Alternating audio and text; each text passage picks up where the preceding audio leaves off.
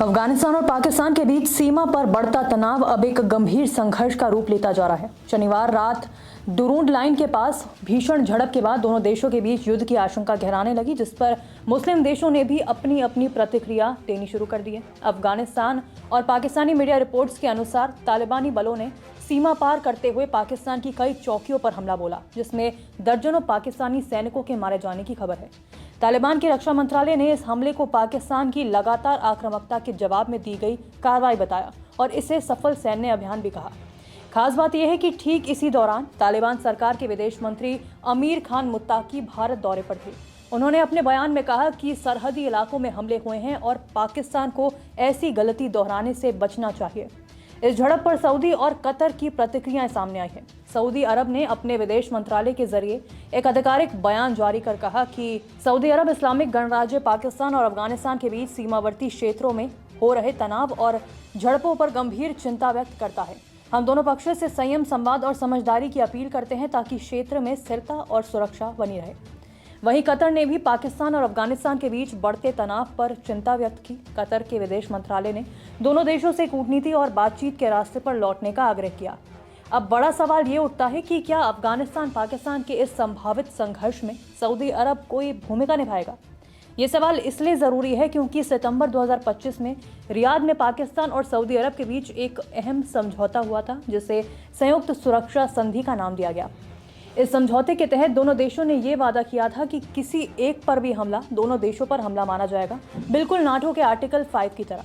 लेकिन जब तालिबान ने पाकिस्तान की चौकियों पर हमला किया तो सऊदी अरब ने ना तो खुलकर पाकिस्तान का साथ दिया और ना तालिबान की आलोचना की। उसने सिर्फ शांति और संयम की अपील कर खुद को एक मध्यस्थ भूमिका में रखा। रक्षा विशेषज्ञों के मुताबिक सऊदी अरब के लिए तालिबान के खिलाफ मोर्चा खोलना बेहद मुश्किल है। पहला है आर्थिक फोकस विजन 2030।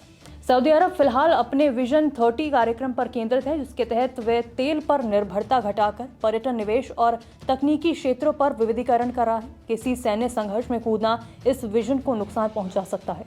दूसरा है यमन युद्ध से सबक। यमन में सऊदी की लंबी और महंगी सैन्य भागीदारी ने उसे गहरे आर्थिक और राजनीतिक नुकसान दिए हैं। सऊदी नेतृत्व अब किसी नए संघर्ष में फंसने से स्पष्ट रूप से बचना चाहता है। तीसरा है ईरान के साथ नई समझ। चीन की मध्यस्थता से 2023 में सऊदी और ईरान के बीच हुए समझौते ने मध्य पूर्व में एक नया संतुलन बनाया। अगर सऊदी अब अफगान संघर्ष में उतरता है तो ये समझौता और क्षेत्रीय स्थिरता दोनों खतरे में पड़ सकते हैं। चौथा है कैवेट क्लॉज वाला समझौता। सऊदी पाकिस्तान रक्षा समझौते में ये स्पष्ट नहीं है कि किस तरह के हमले को संयुक्त रक्षा का कारण माना जाएगा, यानी ये राजनीतिक एकजुटता का संकेत है, सैन्य प्रतिबद्धता का नहीं।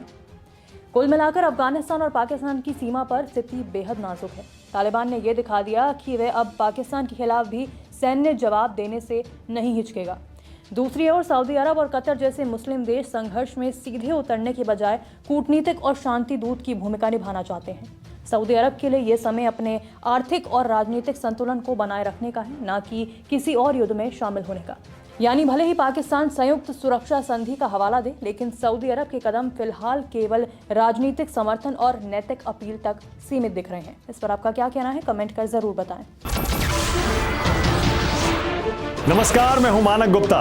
अगर आपको हमारा ये वीडियो पसंद आया हो तो इसे लाइक और शेयर जरूर करें और हाँ, हमें सब्सक्राइब और फॉलो करना ना भूलें ताकि आप देश और दुनिया की कोई खबर मिस ना करें। तो जुड़े रहिए हमारे साथ और देखते रहिए न्यूज़ 24।